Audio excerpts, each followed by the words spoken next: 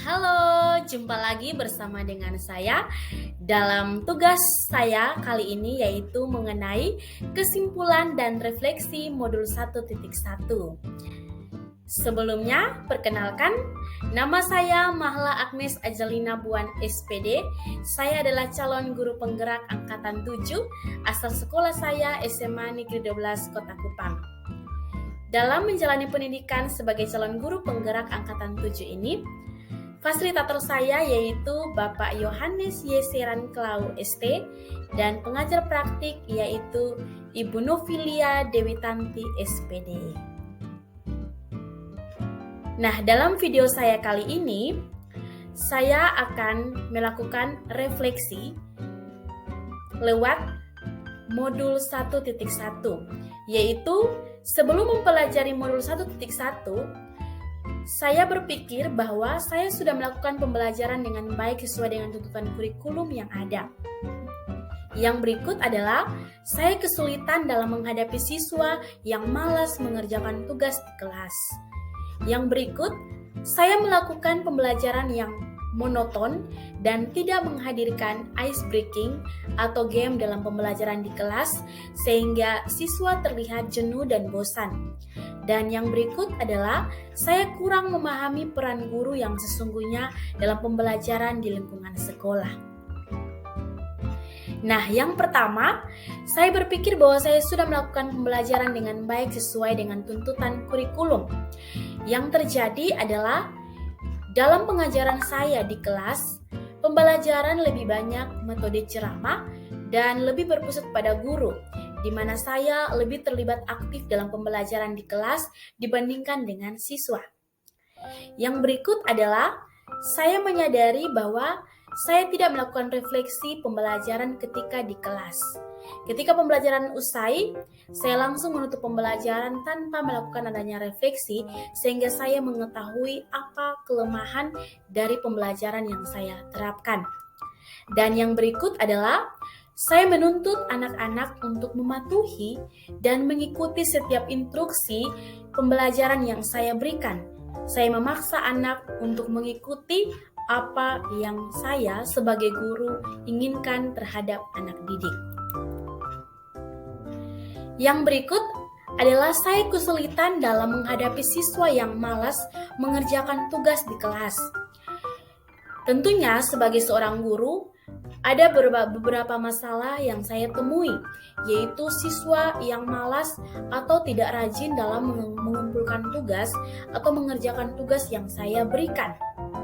Di mana ketika saya menemui siswa yang malas mengerjakan tugas di kelas, saya kurang peduli, di mana saya selalu marah dan memberikan sanksi yang tegas kepada siswa tersebut.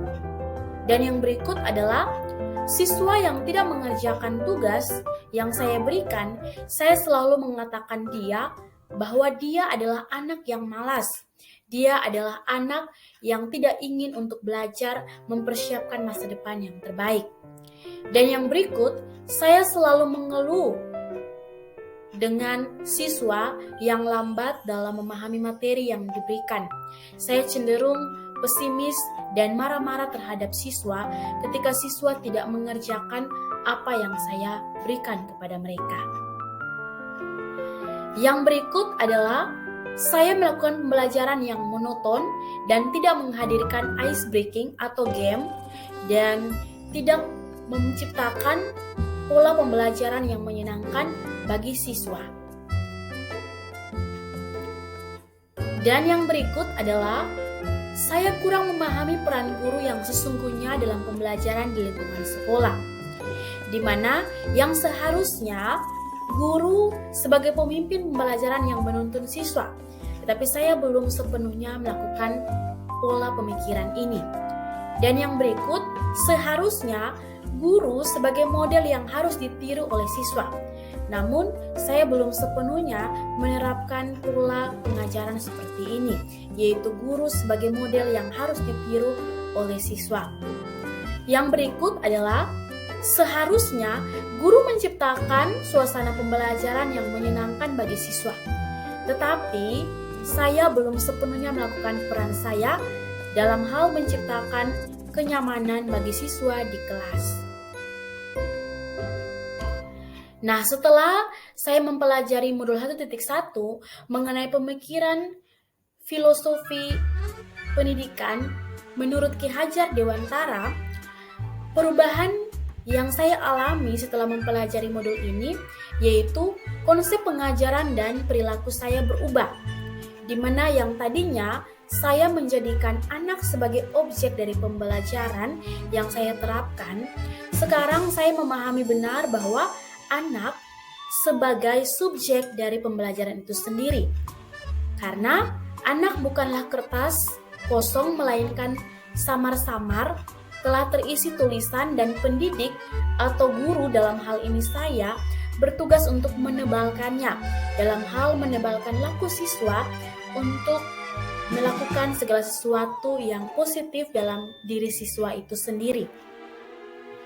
Yang berikut, pola pengajaran saya harus berubah, di mana sistem pembelajaran menjadi sistem AMONG, di mana anak adalah pusat pendidikan atau pembelajaran yang berpusat kepada anak, di mana dalam pengajarannya atau sistem pembelajarannya tidak ada paksaan tetapi tuntunan yang ada, di mana saya harus menuntun siswa, membimbing dan mengarahkan siswa untuk mencapai tujuan pembelajaran. Karena setiap anak istimewa, unik dan memiliki potensinya. Jadi harus mengenali anak itu sendiri dan harus sistem pembelajarannya menjadi sistem AMONG yang pada akhirnya boleh menyenangkan bagi anak. Yang berikut adalah saya harus menerapkan merdeka belajar. Dalam hal ini, anak diberikan kebebasan untuk memilih gaya belajar yang disukai. Dan saya sebagai guru menuntun, mengasuh, dan membimbing anak untuk mencapai tujuan pembelajaran yang diinginkan atau yang sudah ada dan akan dicapai oleh siswa.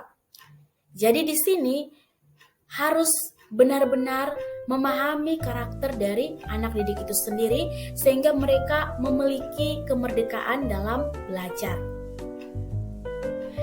Yang berikut adalah setelah mempelajari modul 1.1 ini, saya berkomitmen untuk pembelajaran harus sesuai dengan kodrat alam dan kodrat zaman, di mana sesuai dengan kodrat alam yaitu pendidikan harus sesuai dengan lingkungan tinggal kearifan lokal dari peserta didik itu sendiri, dan kodrat zaman yaitu pendidikan harus sesuai dengan perspektif global sesuai kemajuan zaman dan tetap mengedepankan kearifan lokal. Jadi pembelajaran itu harus menekankan pada kodrat anak itu sendiri yang adalah harus berkaitan dengan kodrat alam dan juga kodrat zaman.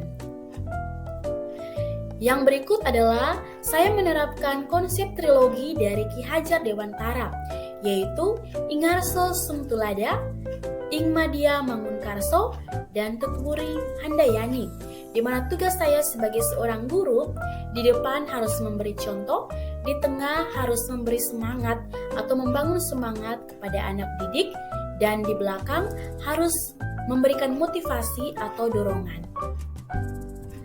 Yang berikut adalah menjalankan pendidikan budi pekerti bagi anak, di mana terciptanya keseimbangan hidup antara cipta, rasa, dan karya.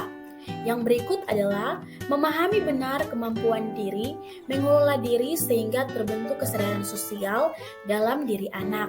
Yang berikut adalah mampu membuat keputusan yang bertanggung jawab. Jadi dapat mencetak anak yang mandiri dan dapat berpikir kritis dalam setiap masalah ataupun apapun yang dihadapinya. Yang berikut adalah saya harus mencapai tujuan utama dari Merdeka Belajar, yaitu pelajar Indonesia merupakan pelajar sepanjang hayat yang memiliki kompetensi global dan berperilaku sesuai dengan nilai-nilai Pancasila atau berdasarkan dengan profil pelajar Pancasila, yaitu adalah beriman, bertakwa kepada Tuhan Yang Maha Esa dan berakhlak mulia, berkebinekaan global, bergotong royong, kreatif, bernalar kritis, dan juga mandiri. Nah, setelah mempelajari modul 1.1, yaitu mengenai pemikiran pendidikan menurut Ki Hajar Dewantara, maka hal yang diterapkan di kelas agar mencerminkan pemikiran Ki Hajar Dewantara adalah menyepakati bersama model pembelajaran yang disukai oleh anak. Yang berikut adalah menyadari tiap anak memiliki keunikan. Yang berikut adalah menciptakan lingkungan belajar yang menyenangkan.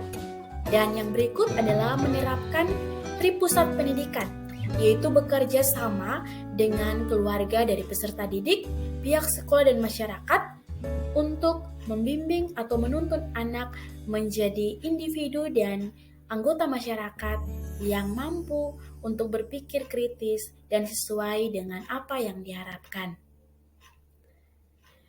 Sekian presentasi atau pemaparan materi dari saya mengenai refleksi pembelajaran modul 1.1.